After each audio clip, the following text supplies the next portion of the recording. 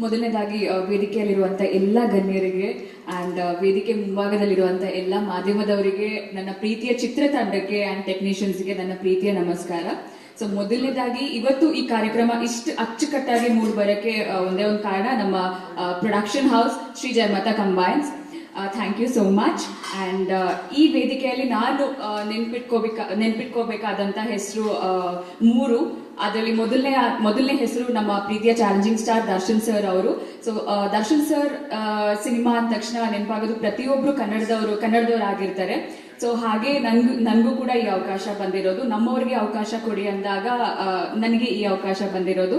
And ಎಲ್ಲದಕ್ಕಿಂತ ಮೇಲಾಗಿ ನಾನು ನೆನ್ಪಿಟ್ಕೋಬೇಕಾದಂಥ ಹೆಸರು ಪ್ರಕಾಶ್ ಸರ್.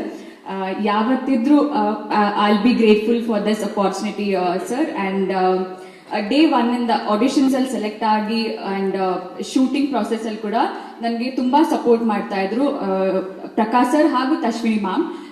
ಒಂದ್ ಮನೆ ಮಗಳ ತರ ಟ್ರೀಟ್ ಮಾಡಿದ್ರು ಈ ಪ್ರೊಡಕ್ಷನ್ ಹೌಸ್. ಯಾವುದೇ ಒಂದ್ ವಿಚಾರಕ್ಕೂ ನನಗೆ ಕಮ್ಮಿ ಆಗಿದೆ ಅಥವಾ ಎಲ್ಲೂ ತೊಂದರೆ ಆಗಿದೆ ಅಂತ ಒಂದಿನ ಕೂಡ ಅನ್ಸಿಲ್ಲ. ನನಗೆ ತುಂಬಾ ಖುಷಿ ಇದೆ. ಆ್ಯಂಡ್ ನಾನು ಹೆಚ್ಚೇನು ಮಾತಾಡಕ್ ಹೋಗಲ್ಲ. ಡಿಸೆಂಬರ್ 11ಕ್ಕೆ ನಮ್ಮ ಸಿನಿಮಾ ದ ಡೆವಿಲ್ ರಿಲೀಸ್ ಆಗ್ತಿದೆ. ಈ ಪ್ರೀತಿ, ಈ ಆಶೀರ್ವಾದ ಸದಾ ಹೀಗೆ ನಮ್ಮ ಮೇಲೆ ಇರಲಿ ಅಂತ ಕೇಳ್ಕೊತಾ ಇದ್ದೀನಿ. Thank you so much.